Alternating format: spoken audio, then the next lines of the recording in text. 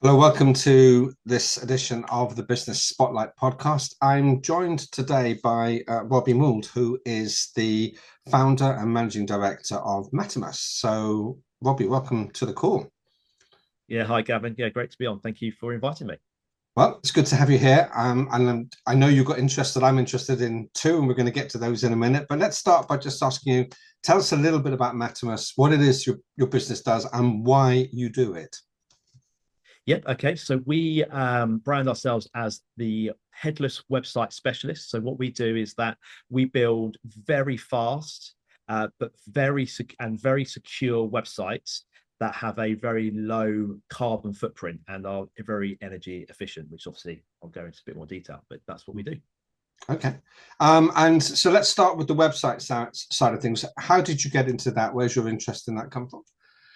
Yep. So I went to so I was born in Eastbourne. So I went up to the big smoke in London. I went to Kingston University. So not quite in the centre of London, but just on the nice leafy suburbs of Kingston Uni. And I studied computing. I always was interested in computing, whether it's playing games as a kid or sort of knowing how the fundamentals of PCs work and putting them all together. So studied that in at university, got a computing degree, and then throughout my whole career, I've always been in technology of some form, whether it's in web development, technical sales, telemarketing for tech companies, and now I've been running my digital agency for the past 6 years.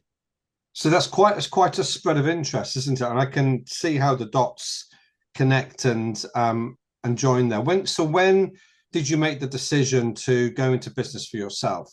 Because that's quite a big step, isn't it? Yeah, it is. So this is my second business. So the first time I sort of took the leap was when I was 24, 25, and I was reselling data center infrastructure. So whether that be the servers, the storage, the overall infrastructure to run applications or websites or whatever it may be, that was a spectacular failure, which I learned. And then obviously I went back into employment, managed to sort of build myself up again, and then this is the second time around now, and yeah, it's been more of a success. So yeah, that was 6 years ago. It's interesting to see that you went again, isn't it? Yeah, What were the main learnings you took from the first failure, would you say? Because I think that's really important that so many business yeah. owners do struggle initially. Some do, have to step back and reevaluate. What were your main learnings? So business model is really important.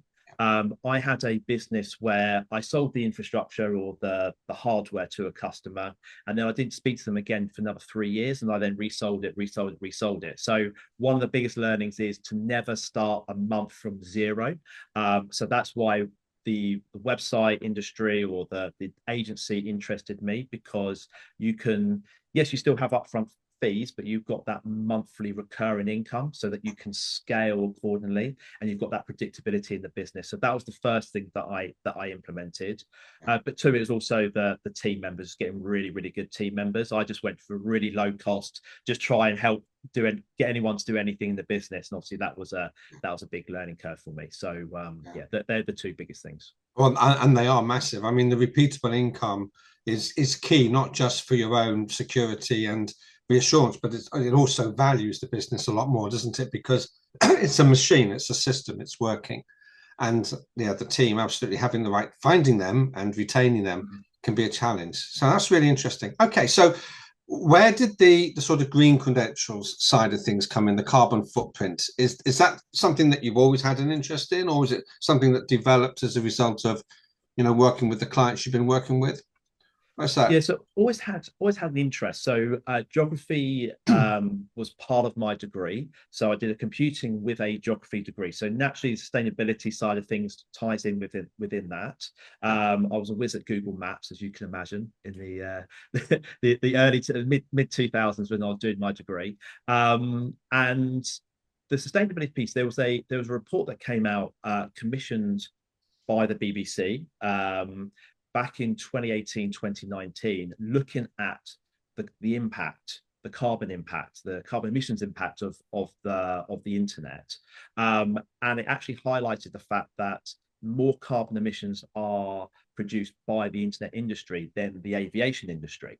And so that made me think about, what can I possibly do? Because like it or loathe it, companies, individuals, we're going to need to start taking our own personal carbon footprint and our own business carbon footprint a lot more seriously if we are to achieve some of the government targets that they've set for 2030, 2040, 2050, and so on.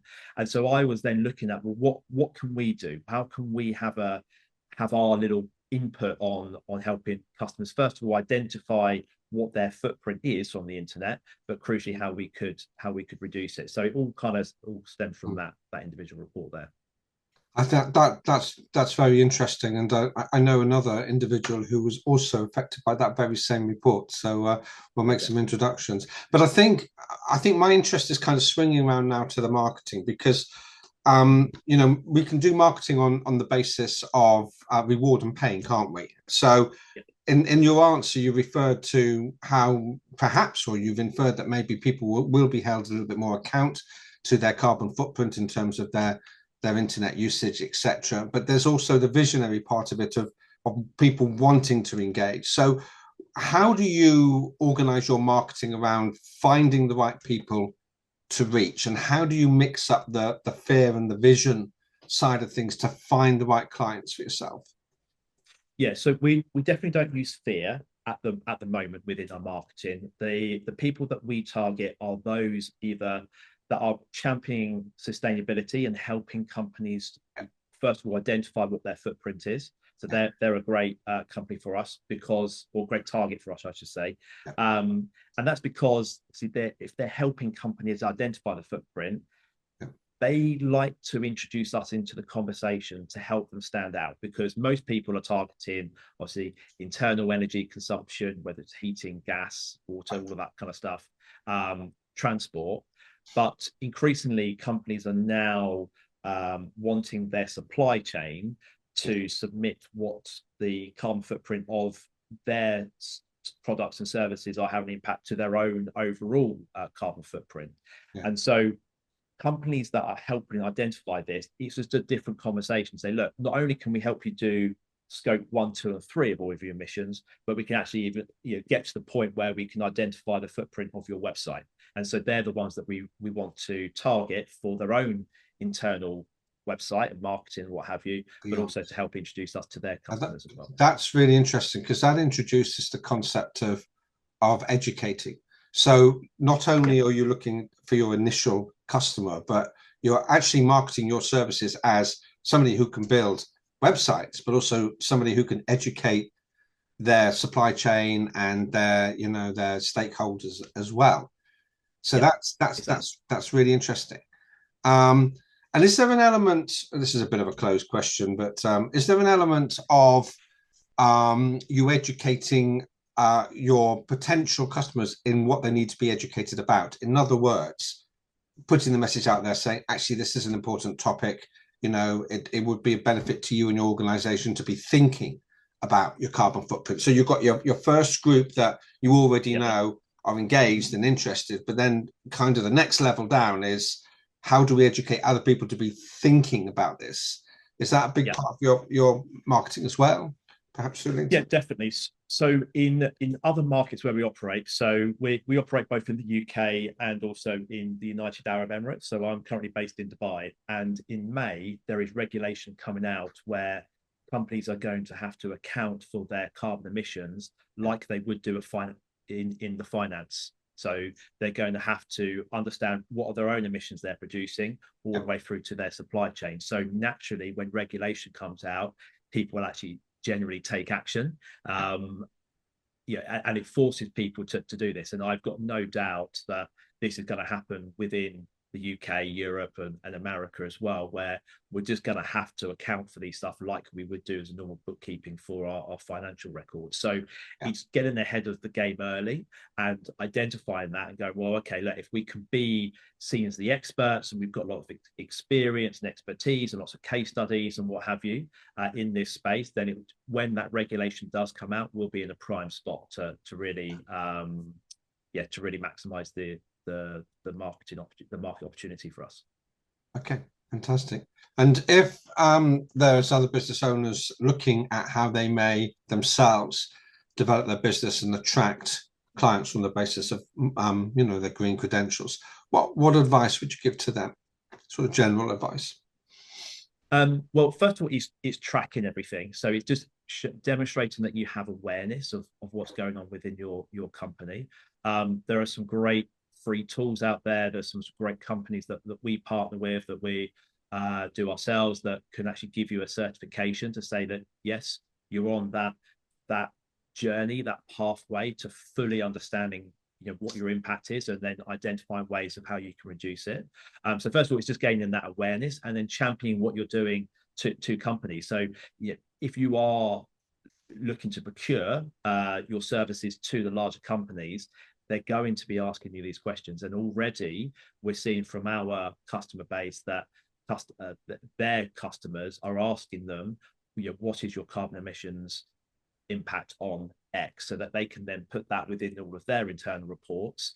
And they're actually going to be valuing those companies that have a low carbon footprint more so than just general cost or price, because that is going to be a big factor for them as well. So it's starting to happen, it's coming, it's going to be here. So first of all, just gain awareness, and then it's I guess working with experts like ourselves to say, right, we've got this website, or we've got this fleet of cars, we've got this warehouse, to work with the experts to either report on it or reduce it. And you've been talking about things that are coming down the line. So you've obviously got a sense of how the environment that you're operating in is going to change. So what's your plans for the future of your business, working in that environment? Have you got plans for expansion, development, new products and services?